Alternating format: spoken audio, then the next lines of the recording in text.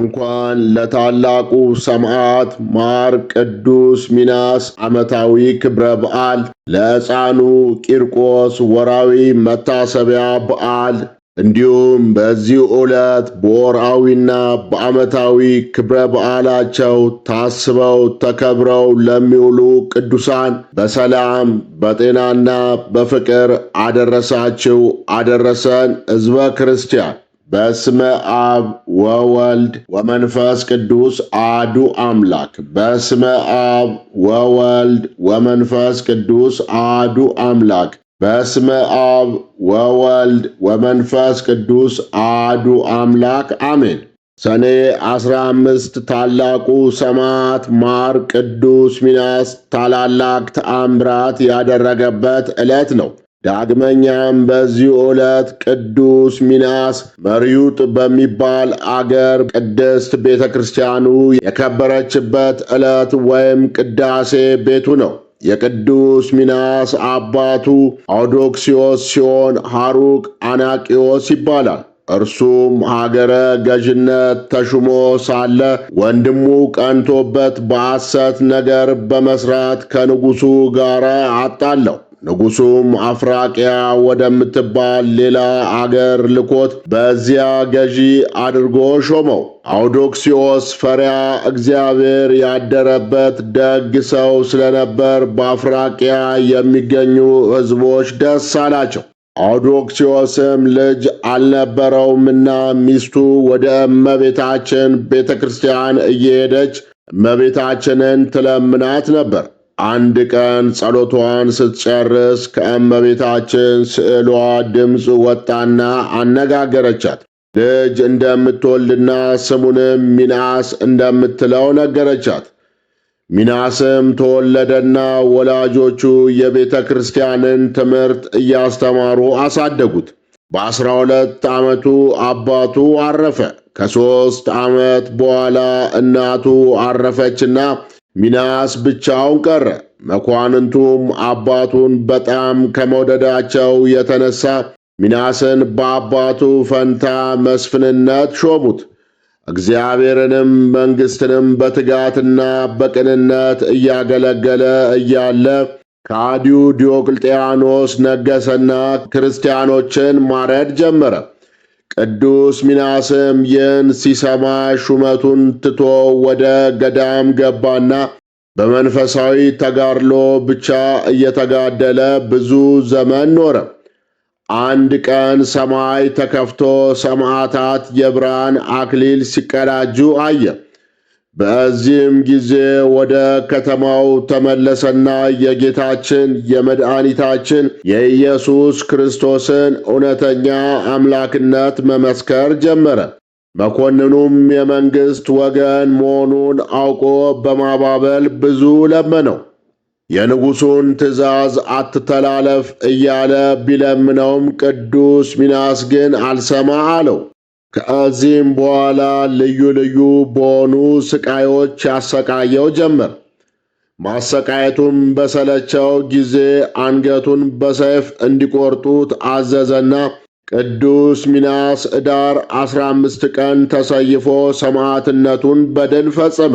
በእርሱም ምክንያት ብዙዎች በክርስቶስ አምነው ሰማዕት ሆኑ። የቅዱስ ሚናስንም ሥጋ እሳት አንድደው በዚያ ጨመሩት። ነገር ግን እሳቱ አልነካውም። ክርስቲያኖችም ሥጋውን ወስደው የመከራ ዘመን እስኪያልፍ ደብቀው በክብር አኖሩት። የመርዩጥ አገር ሰዎች ወደ 5 አገሮች ሲጓዙ የቅዱስ ሚናስን ሥጋ ረዳት የሆናቸው ዘንድ በመንገድም እንዲጠብቃቸው አብረው ወሰዱት። በባሕር ላይ በመርከብ ውስጥ ሳሉ ፊታቸው እንደ ከይሲ አንገታቸው እንደ ግመል አንገት ያሉ አውሬዎች ከባሕር ወጡና የቅዱስ ሚናስን ሥጋ ይልሱት ዘንድ አንገታቸውን ዘረጉ። ነገር ግን ከቅዱስ ሚናስ ሥጋ ውስጥ እሳት ወጥታ እነዚያን አራዊት አቃጥላ ገደለቻቸው። ሰዎቹም ይህን አይተው እጅግ ተደሰቱ። ወደ እስክንድርያ አገር ደርሰው ሥራቸውን ፈጽመው ወደ አገራቸው በሚመለሱበት ጊዜ የቅዱስ ሚናስን ሥጋ ይዘው ሊመለሱ ወደው በግመል ላይ ጫኑት። ነገር ግን ግመሏ አልንቀሳቀስ አለች። ሁለተኛም በሌላ ግመል ቢጭኑትም አሁንም አልንቀሳቀስ አለች። አብዝተውም ቢደበድቧት እንቢ አለች። አሁንም ሌላ ሦስተኛ ግመል ቢሞክሩ እርሷም እንቢ አለች። ከዚያም ይህ ቦታ እግዚአብሔር የፈቀደለት ቦታ ነው ብለው ቦታውን አዘጋጅተው በዚያ ቀብረውት ሄዱ። ማር ቅዱስ ሚናስ ሰማዕትነቱን ፈጽሞ ካረፈ በኋላ ቅዱስ ሥጋው ተሰውሮ ለብዙ ዘመን ኖረ። ከዚህም በኋላ ለምዕመናን ጥቅም ቅዱስ ሥጋው የሚገለጥበት ጊዜ ሲደርስ በእግዚአብሔር ፈቃድ በአንድ በግ ጠባቂ እረኛ አማካኝነት ያለበት ቦታ ታወቀ። ይኸውም አንድ የታመመች በግ የቅዱስ ሚናስን ሥጋ ተደብቆ በሚኖርበት ኮረብታ አካባቢ ባለው ውሃ ውስጥ ገብታ ስትወጣ ዳነች። እረኛውም መዳኗን አይቶ ሌሎች የታመሙ በጎቹንም በውሃው ውስጥ እየከተተ ሲሞክራቸው ፍጹም ጤነኛ ሆኑለት። ቦታውም የታወቀ ሆነና ምክንያቱ ምን እንደሆነ ሳይታወቅ ሁሉም እየመጣ በውሃው እየተጠመቁና አፈሩን በውሃው እየለወሱ እየተቀቡ ይፈወሱበት ጀመር። ወሬውም እስከ ሮሙ ንጉሥ ድረስ ደረሰ። ንጉሡም የታመመች ሴት ልጅ ነበረችውና ወደ እረኛው ዘንድ ላካትና እርሷም ፍጹም ተፈወሰች። የንጉሡም ልጅ ይህ ፈውስ የሚደረግበት ነገር ምን እንደሆነ ታውቅ ዘንድ ወደደች። ቅዱስ ሚናስም በሕልሟ ተገለጠላትና ቅዱስ ሥጋውን አስቆፍሮ እንድታወጣ እግዚአብሔር ያዘዛት መሆኑን ነገራት። እንደ ታዘዘችውም ቅዱስ ሥጋውን አስወጥታ ውብ የሆነች ቅድስት ቤተ ክርስቲያንን አሰራችለት። ንጉሡም በቦታው ላይ ታላቅ ከተማ እንዲሠራ አዘዘና ከተማ ሆነች። ስሟንም መሪዩጥ አሏት። እግዚአብሔርም በቅዱስ ሚናስ ሥጋ እስከ ዛሬ ድረስ እጅግ አስገራሚ ተአምራት እያደረገ ይገኛል። ለመናገር የሚከብዱ እጅግ ብዙ ተአምራት ይሠራሉ። ይህችም ቅድስት ቤተ ክርስቲያን የከበረችበት ዕለት ሰኔ 15 ነው። ዳግመኛም ይህች ዕለት ታላላቅ ተአምራት ያደረገባት ዕለት ናት። የታላቁ ሰማዕት የቅዱስ ሚናስ ረድኤት በረከቱ ይደርብን፣ በጸሎቱ ይማረን። ዳግመኛም እች ዕለት የሕፃኑ ቂርቆስ ወርኃዊ መታሰቢያ በዓሉ ነው። የሕፃኑ ቅዱስ ቂርቆስና የእናቱ የቅድስት ኢየሉጣን ታሪክ በጥቂቱ አሁን ማንበብ እንጀምራለን። በሦስተኛው መቶ ክፍለ ዘመን በሮም ግዛት ክርስትና ቢስፋፋም በዚያው በጣዖት አምልኮ የተያዙ ብዙዎች ነበሩ። ይህም ለዘመኑ ክርስቲያኖች ፈታኝ ነበር። ይገርማቸዋል ልጆች፣ ማንኛውም ክርስቲያን መሠረታዊ ፍላጎቶቹ እንዲሟሉለት ከፈለገ በጣዖት የሚያመልኩ ሰዎች ላቆሟቸው ጣዖቶች መንበርከክ ወይም መስገድ ግዴታው ነበር። ሰብአዊ መብቱን ከመገፈፉ ባሻገር ተበድያለሁ ብሎ ወደ ፍርድ ቤት ሄዶ መብቱን የማስከበር ፍትሕ የማግኘት ዕድል አልነበረውም። በዚያ ላይ ደግሞ በየጊዜው ለክርስቲያኖች ፈታኝ የሆኑ አዋጆች ይወጣሉ። የክርስትናን ጎዳና ይበልጥ የሚያጠቡ ሕጎች ዕለት ዕለት ይደነገጉ ወይም ይወሰኑ ነበር።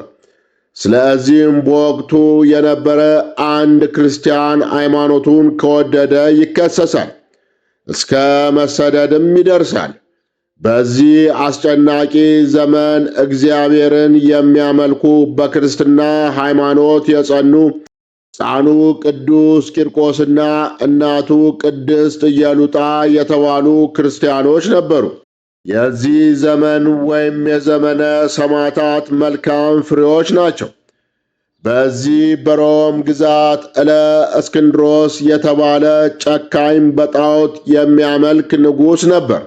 እናም ክርስቲያኖችን ጣዖት እንዲያመልኩ ያስገድዳቸው ጀመር። በዚህም የተነሳ ብዙዎች ጣዖትን ላለማምለክ አገር ጥለው ተሰደዱ።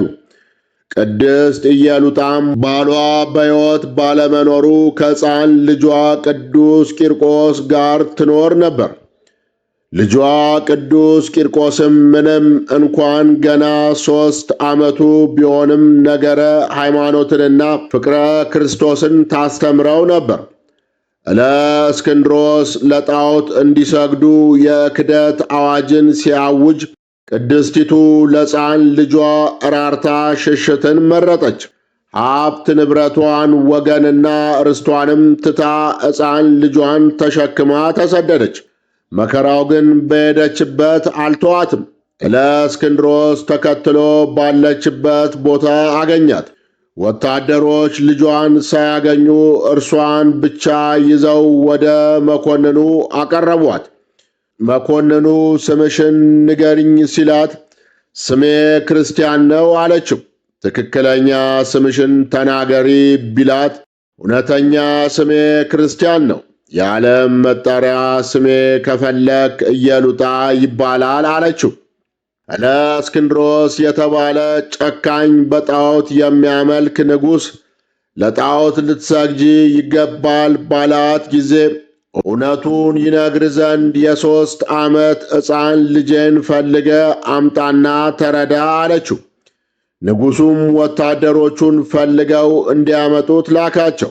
የአገሩ ሰዎችም ልጆቻቸውን ስለደበቁ የተገኘው ቅዱስ ቂርቆስ ነበር።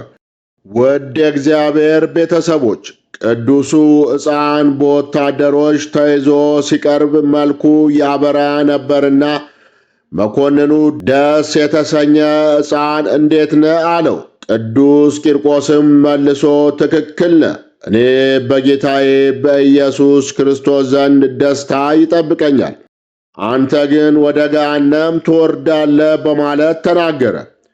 በሕፃኑ ድፍረት የደነገጠው መኮንኑ በብስጭት እሽ ስምን ንገረኝ ብሎ ጠየቀው። ያን ጊዜም ከንጹሕ ምንጭ የተቀዳ ስሜ ክርስቲያን ነው፣ እናቴ የሰየመችኝ ግን ቂርቆስ ብላ ነው ሲል መለሰለት። ከዚያም እየደጋገመ እኔ ክርስቲያን ነኝ ብሎ በመመስከሩ መኮንኑ ቅዱስ ሕፃን ቂርቆስና እናቱ ቅድስት ኢየሉጣን እንዲያሰቃዩአቸው ወታደሮቹን አዘዘ። ከዚህ በኋላ በእነርሱ ላይ የተፈጸመባቸው ግፍና የደረሰባቸው መከራ እጅግ አስከፊና የሚዘገንን ነው። መኮንኑ በትልቅ በርሜል ውሃ አስፈልቶ ከዚያም ውስጥ ኬሚካል በውስጡ ጨመረ። በዚህን ጊዜ ቅድስት ኢየሉጣ የልጇን ነገር አስባ በውስጧ ፍርሃት አደረ። ሆኖም ግን በዚህን ጊዜ ሕፃን ቅዱስ ቂርቆስ በእምነቱ ጽኑ ስለነበር በመከራው ብዛት አልፈራም። ይገርማቸዋል። እንዲያውም የእናቱን ጭንቀትና ለእርሱ ስትፈራ ሲመለከት እናቴ ሆይ ከብረቱ ጋን ትልቅነት የተነሳ አትፍሪ፣ ድንጋጤም አይደርብሽ። አናንያን አዛርያንና ሚሳኤልን ከእቶን እሳት ያዳነ እኛንም ያድነናል። ሶስናን ከኃጢአተኞች እጅ ያዳናት ዳንኤልንም ከአንበሳ ጉድጓድ ያወጣ እኛንም ያድነናል አላት። ወደ እግዚአብሔርም ጸለየ። የዚያን ጊዜ እናቱ ተጽናናች፣ በረታችም፣ ፍርሃት ተወገደላት። ስለ እምነታቸው መስክረው ከፈላው የብረት ጋን ውስጥ ጨመሯቸው። በዚህን ጊዜ መልአኩ ቅዱስ ገብርኤል ከሰማይ ወረደና በብረቱ ጋን የፈላውን ውሃ እንደ ውርጭ ውሃ አቀዘቀዘው።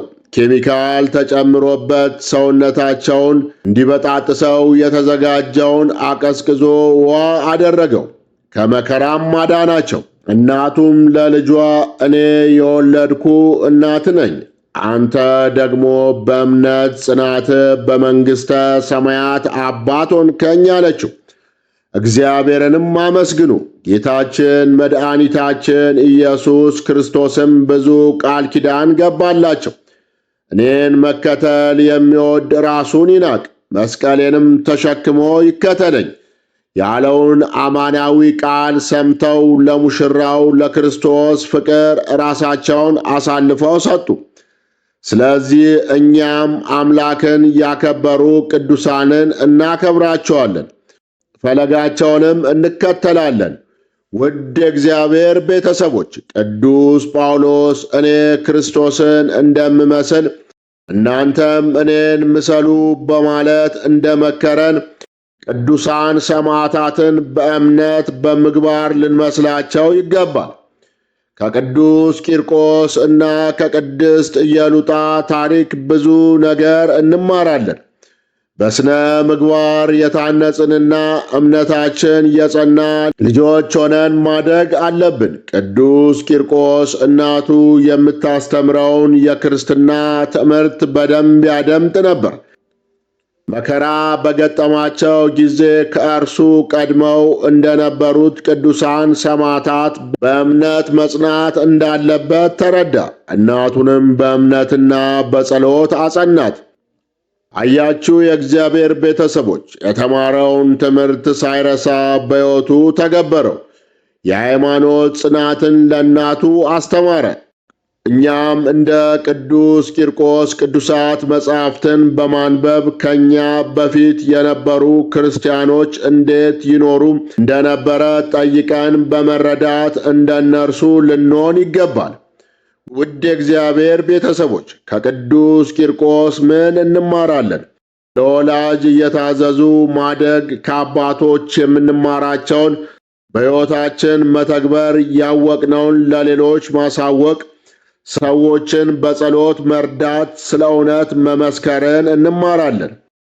የሕፃኑ ሰማዕት የቅዱስ ቂርቆስና የእናቱ የቅድስት ኢየሉጣ አምላክ በረከት ረድኤቱን ያድለን፣ በጸሎታቸው ይማረን። አነሳስቶ ላስጀመረን አስጀምሮ ላስፈጸመን ለልዑል እግዚአብሔር ክብር ምስጋና ይሁን። ወስብሐት ለእግዚአብሔር ወለ ወላዲቱ ድንግል ወለ መስቀሉ ክቡር። ይቆየን።